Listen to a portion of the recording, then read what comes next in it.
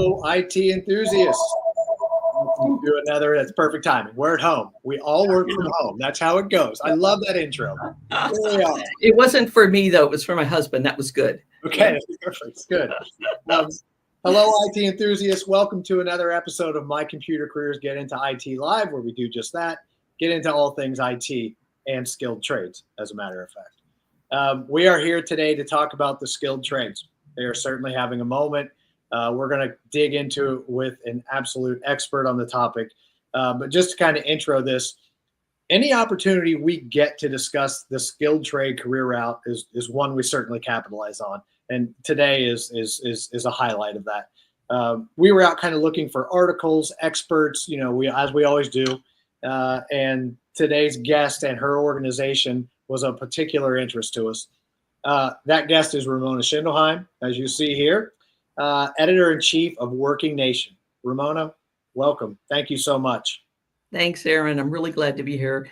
And I love talking about skilled trades and IT for that matter. So I feel like we are both in the right place then. Yeah. No doubt. And Ramona is in LA and up early and ready to go and has been here for a while. So we're really looking forward to having a exciting conversation around an important topic. And it's a topic that's louder than it's been in a long time. So let me properly introduce you, Ramona. Ramona Schindelheim is responsible for the editorial content of WorkingNation and hosts the Work in Progress podcast. She's a veteran financial journalist who has worked for CNBC, ABC News, and the Wall Street Journal. As an executive producer with CNBC, Ramona guided 3 daily business news shows, produced numerous documentaries, and launched the talk show Conversations with Michael Eisner. Ramona's awards include 2 Emmys, 2 Peabodys, 2 Golden Mikes for investigative journalism. She is an Encore Public Voices Fellow. Again, Ramona, thank you so much for joining us. And it's kind of funny, your rich background. We may have crossed paths somewhere 100 years ago when I had hair. Well, yes. And I think we kind of found a common ground at one point with Shopper Track, I think it was. Oh, Shopper Track. Yeah, at CNBC, because we always use them. So. Yeah, that's exactly right. It's a small world, and then this PR producer relationship. Yeah, no doubt about it. Yeah. All right, so as always, folks, we have a comment section. Jump in. If you have anything you want to ask Ramona about the skilled trades as we get into this, she is obviously more than capable of answering those questions. So throw them up. Let's have a little fun, and let's get going. All right, so you obviously live in the world of the skilled trades, and I want to tap into that expertise, but let's lay the groundwork. For those who don't know, just in case, could you talk a little bit about WorkingNation? Tell us what you do. Yeah, WorkingNation we're a nonprofit. We're a journalism, storytelling, media organization founded about 10 years ago. And our founder, Art Bilger, had this thought in his head that technology is changing so quickly. Globalization, the education to career pathway might be a little rocky for some people, and then an aging workforce. So what do you do about it? So first he was going to do a documentary. Some very smart people, including my colleague, Joan Lynch, talked him out of that and talked him into being a journalist because it continues to change. It changes all the time. So we've been online for about 8 years. I'm editor-in-chief, so I do oversee the editorial.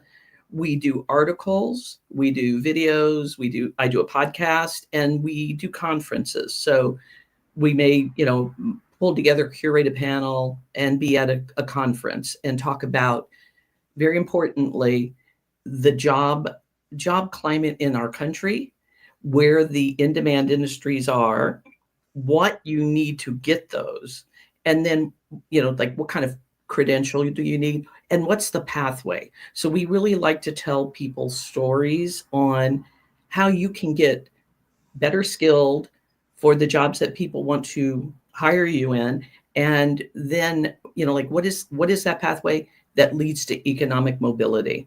So I find I've been a journalist since I was 20, and I always say this: I'm an advocate journalist now, and I'm advocating for the American worker. And when you go over to the website, folks, that stands out right away. And to me, what especially stands out, is seeing those stories, those people stories. Yeah. And it's, as you mentioned, Ramona, and when we talked earlier, you're a small group, but from all the output, you're a very nimble group and you're doing a lot of great work. So I appreciate that. Yeah. And I want to say I would give Art a lot of credit for pulling in people who are passionate from the top down, and we are small, but we're always trying to find like the latest story because we think it is very important for our whole country, not just for people, which is number one, but our whole country. all right. So, one of the many reasons we asked you here was because, the conversation around the skilled trades is amplified. It feels that way. I'm a little biased. I live in the space, but, I pay attention to it, but you're hearing more and more noise right now. But for those who don't know, could you just kind of define what the skilled trades are? Sure. Skilled trades are, we think of working with your hands, right? A lot of people think of it's like construction, manufacturing. So maybe it's like an HVAC worker, a repair person, or an installer, a carpenter, an electrician, a plumber. Also in in construction, building trades, et cetera. Those all fall under skilled trades. But we also look at it broader and say healthcare. So someone who is a medical technician, that is a skilled trade. It's, again, working with your hands most of the time. Yeah. Actually never thought of that path as a skilled trade, but of course it is. Of course it is. There's a broader definition. That's exactly right. Yeah. Everything is always changing. I don't think I always like to look at it this way in the 8 years that I've been part of WorkingNation is we're always looking for that evolution. What's that next definition? What's that next industry? And I think skilled trades changing to include, medical technicians, dental technicians is a very smart way to look at it. Those are skilled trades that you have to learn. And for all you skills warriors out there, that there's a lot of IT positions that fall into that category. Exactly. As well. So that's fantastic. Hey, Rick, by the way, we see you over on LinkedIn. Thanks for joining again. Rick's always around. We'd love to see you there. Thanks, buddy. All right. You were recently on a Scripps News broadcast series titled Fire Up Your Career. One of those segments led with this stat. The cost of today's worker shortage costs U.S. employers $5 billion every year. Ramona, what accounts for that number? That's a big number. Why $5 billion? The idea that employers, I talk to employers a lot, so I should lead with that. And also trade groups. And they say to me, as much as they try, they cannot find the skilled labor they need. They're not saying there's not people out there willing. They're just saying they don't have the exact skills they need. So if you can't fill, like 500,000 plus jobs in construction, that's lost opportunity. That'll slow down the building. That in manufacturing, Carolyn Lee heads the Manufacturing Institute. They did a study that said 3.8 million workers for manufacturing are going to be needed in the next, I think it was 8 years. So if you don't have those workers, you've got lost productivity. That's where that number comes from. And think of it, it's not just the productivity. It's if you don't have the person working, and these are good paying jobs generally, they're not spending in their communities. So that's local and state taxes that perhaps are not being collected. Certainly a ripple effect. And I guess, this isn't on our list of questions, but would hiring the wrong person, then having to maybe move that person on and hire someone again, would that account for some of that number? Absolutely. There's Joe Fuller is at Harvard Business School. He talks to a lot of employers, and Joe sits on our advisory board, so I talk to him a lot. And he's always said to me that the cost of reaching out to hire, then hiring, then onboarding, and then training a worker is more expensive than retraining inside. So think about if you go through all that and that person doesn't work out and then they leave, right? So everything is interconnected, in this economy. So that is one of the problems. Yeah. Okay. So in that segment, I spent a lot of time with it, by the way. It was 6 minutes, but it was great. You also touched on why the skilled trade path might be particularly of interest right now with some government spending and priorities, at least in the last administration. What were you referring to? Yeah, the Bipartisan Infrastructure and Jobs Act, I think it was signed in 21, if I remember the right number. That put money into communities to bring back, to really bring back manufacturing to certain communities, rural, a lot of rural, urban. So that money started going into communities in the Phoenix, Arizona area, Columbus, Ohio area, two examples. So that's the federal spending. Also, the CHIPS and Science Act. Again, trying to bring manufacturing back into a community. That's where the funds came from. But the Infrastructure and Jobs Act also was about building up the infrastructure. So maybe money going to a roadway to repair it, or a bridge to repair it and reinforce it. A lot of that money got spent. So manufacturing is going to, I think they've already broken ground outside of Columbus for an IBM facility. So now construction is starting, right? So that's step one. You have to construct, and then you start hiring the people to manufacture. So that, again, skilled trades on both sides right there. So I'm from the Columbus area originally, and I can tell you firsthand that in New Albany, just outside of Columbus, they are already seeing quite the boon from the CHIPS and Science Act. Intel also is opening a giant manufacturing plant there as well. So there is a need. There's a giant need, obviously, right now. Yeah, and again, that ripple effect. You put the money in, and then local partners are getting together as well. But then the local businesses really benefit from it. Yeah, got to feed those construction workers. I could spend. I was just going to say we could spend. I think the rest of the time on this, because you're seeing that. You're seeing businesses pop up. You're seeing rents go up. You're seeing housing being built. Everything is needed to support that effort. Because it's very real and it's obviously happening. So it's exciting. I think that's a really good point too that you just made, though, is that it's not just the commercial, it is that residential. You've got to have places for people to live. And you're right, the costs do go up a lot of times when you get a boom into an area. I know Austin, prices for Austin went up, with all that tech that is being built to the northwest. Yeah, for sure. Sorry, there was a little glitch there, but yeah, for sure. Okay, so let's, I always try to lead with a positive in these conversations. So let me ask this. What are some of your top reasons that people are considering careers in the skilled trade right now, Ramona? I see it as, I don't know, skilled trades. I think I used this phrase before. Skilled trades skilled trade workers build America, right?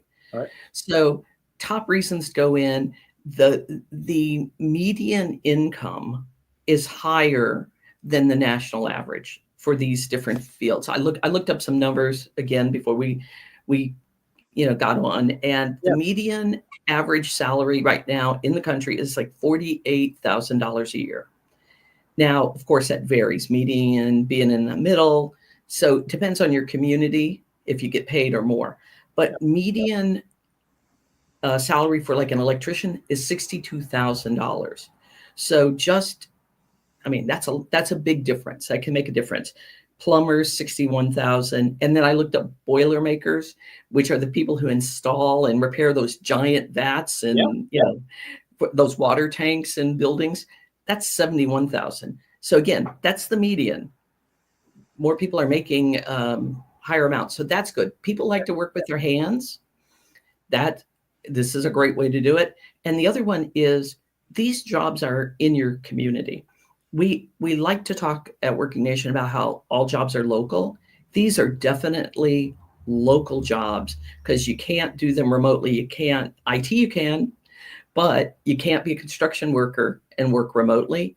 You can't work in a manufacturing facility and work remotely. You have to be there. So people want to stay in their communities, and this is a good opportunity. A friend of mine's father-in-law is a Boilermaker on the south side of Chicago for his entire career.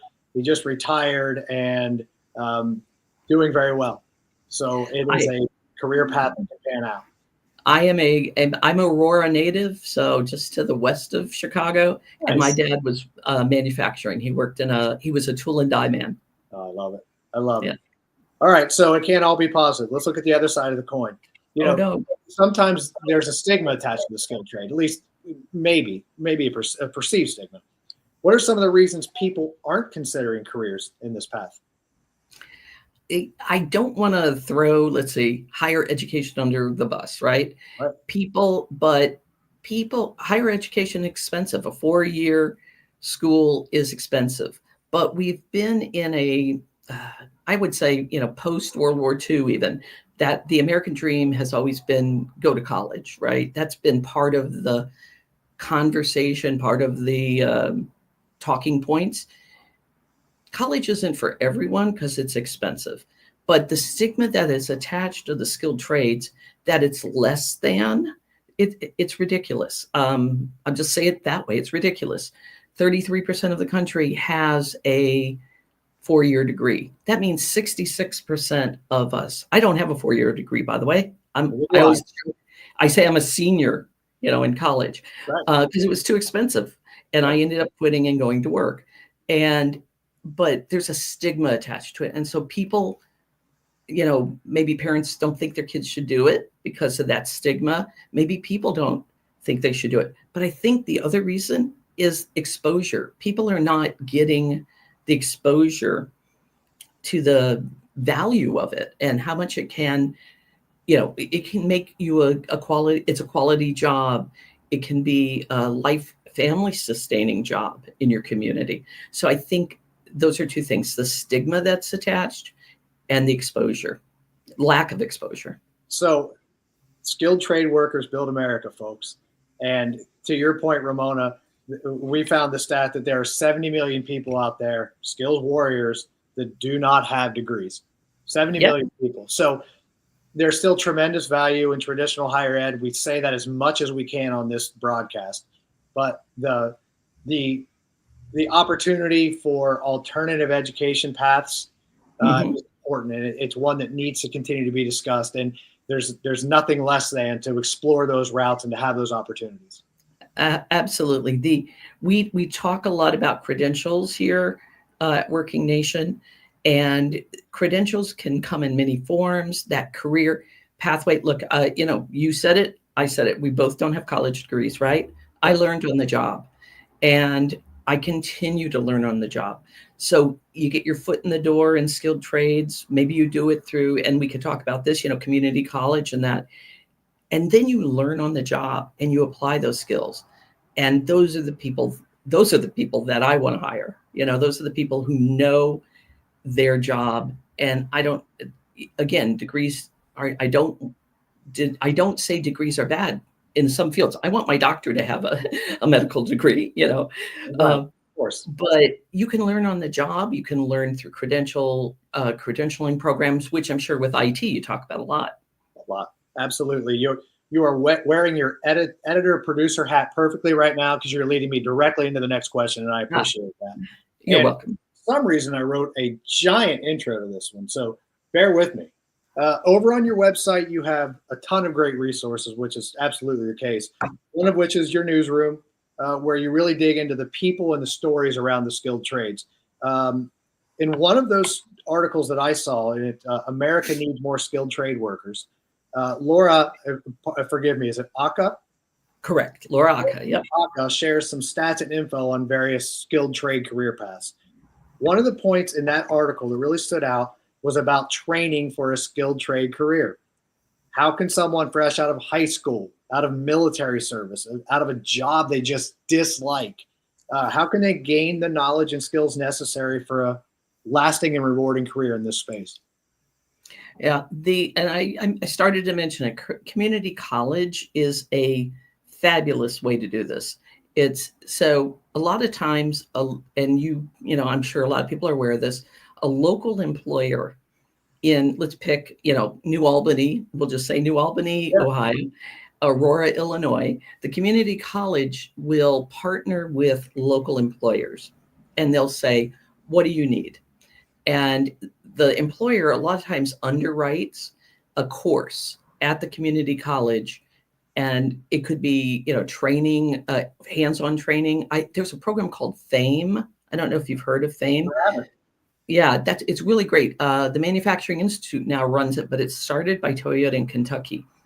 They basically, around the country, I think it's 400 plus companies now around the country, partnered with the community college to offer earn and learn opportunities. So these are people that are high school through any age. I actually remember meeting a woman who was in her late 30s and had 3 kids. And she went to the community college outside of St. Louis, I think St. Charles, Missouri. 3 days a week, she was in the factory, the Toyota factory, learning the manufacturing stuff. 2 days a week, she was in a classroom, hands-on classroom that Toyota had built through the FAME program, learning. She was paid. And then at the end of it, and I think the program was 3 quarters, at the end of it, there was a job waiting for her. Wow. So that is connecting the dots. So there were people there who were high school age. And then there was this woman, and I always loved talking to her because, that was really cool that she said, I've got 3 kids. I think she might've been divorced. And she said, I want to do this. I like this. I want to do this. And it pays well. So that community college is a way, and it could be military veterans as well. A lot of the companies go to military bases before the transition to civilian career, and then they start offering them. I remember Microsoft was doing it down in Texas at one of the bases, and I think Camp Pendleton had the same, where one of these tech companies would come in and train people. So then when they leave the service, they have jobs. So that's the way to do it. There's online courses that you can at least get the beginning knowledge. Right. And then once you get the credential, you can, they call it stacking. You can add more, right. Add more to it, get some work experience that adds more to it. So that's a way to get into that pathway. Apprenticeships through unions is another one. Sure. And apprenticeships, again, another earn and learn opportunity, which, not everybody can just stop working and go to school for 4 years or 2 years. If you can get a paycheck coming in as you're doing it, it's fabulous. What a fantastic program, the FAME program. And a lot of our folks watching right now probably just cheered. They know all about those stackable certs, or they kind of shied away a little bit because they have to navigate the stackable certs, which isn't easy. But I thought you mentioned something really interesting, and I wanted to just go back to it. Talking about the woman who has kids and is working through the program and, has a life. The skilled trades are designed, at least the training for the skilled trades is designed for folks who have a life. Yeah. We just interviewed somebody who went through our program. He has 5 kids and he was working, and he worked around that to complete the program and went and got himself a job and kept learning and kept moving up. And he's doing really well for himself and his family. But I can't imagine how much of a sacrifice that is to have to do that around family life. But he did it, and look where he is. That reminds me, and as we talk about IT being part of the skilled trades, and it is a skill. It is a skilled trade. Sure. And we did a story, and you can find it on WorkingNation.org or WorkingNation.com. They kind of redirect to the same spot. Yeah. It was called Glory in Overcoming. And it was a video that we produced about a Google training program done through Goodwill. And what people don't realize, people always think Goodwill, oh, that's where you drop off all your clothes or go get some housewares cheaply. They are the number one nonprofit trainer in our country, a job trainer in our country. Most of the Goodwills have some option for this digital training, this digital upskilling. And if not in your community, I'm sure they could direct you somewhere in your region for this. A lot of times it's offered for free. And what they do is they start you on that path to IT and training. And again, you get a credential. Yeah. And then a lot of times there's a job at the end of it with a local partner. or you can work remotely in that case, actually. But the story that we told was about 3 women, and one was the victim of domestic abuse. One's husband had been, I believe, had gone to prison, and then the other one was divorced. Homeless. And they went to their Goodwill and got that training, got their credentials, and they all got fabulous jobs, and basically took what could have been a negative in their lives. And they were anywhere from, I think it was 22 to 35 maybe, and turned what could have been a point where you couldn't come back from maybe, Right. and turned it around. And now they all have good careers. And so look in your local community for that kind of opportunity. And the reason I brought it up is that you talked about being able to work around your family. Yeah. These are women, all 3 of them had children. So, folks, if you take nothing else away from this conversation, certainly heed that. If you're in that boat or feel a little lost, there are resources in your local community, and it's understood that life happens, but there are still opportunities out there. And employers want you; they need you. Speaking of which, we have a question from Jennifer that I think we can put up. I am an apprenticeship, I don't have my glasses on, intermediary across industries. I work between industry, government, and education. Do you have any takeaways for employers looking to start an apprenticeship program, particularly for tech? Jennifer, I'm absolutely happy to answer that. I go back to the community college idea. So jobs are local. You know what you need in your community. Go and talk to these. A lot of these community colleges and trade schools, I will throw in as well. They already have programs, like a process in place, and they can adapt it to your company. And they could, if there's enough need, they could start that class. They could do it. They could go to high school where somebody could, take it in like a shop class, as we used to call it, shop class, right? CTE, what is it, career tech education. So they could work together. A lot of these colleges are working with high schools, and they're offering not only a credential, but also college credit. So if you did want to go and take a step further, you could do that as well. So I say talk to your local mayor and city council too. They want to build their economy locally. And we always see those are the best partnerships. So Jennifer, I'm sure that answers your question. Thank you. It's a good question. Speaking of employers, this conversation isn't just about the folks that are interested in the skilled trades or working in the skilled trades. It's about the organizations who hire them. How can employers adjust to adopt a skills-based hiring strategy or organization? Oh, that is such a great question. And we talk a lot. I've talked to SHRM, the hiring managers group, a lot, and they're actually working on we're going to partner with them on something, but it's going to be about that, trying to answer that very question. Right now, I'm going to pick a big example. So let's say if a mega corporation, Acme mega corporation, don't want to name anybody, right? But if they put out a job posting, if it's a big enough community, a big enough company, they may get 500, 1,000, people who apply for it. So in the past, there's been algorithms in the hiring process, so you have to fill out forms, and they maybe categorize you as college, non-college, age, etc.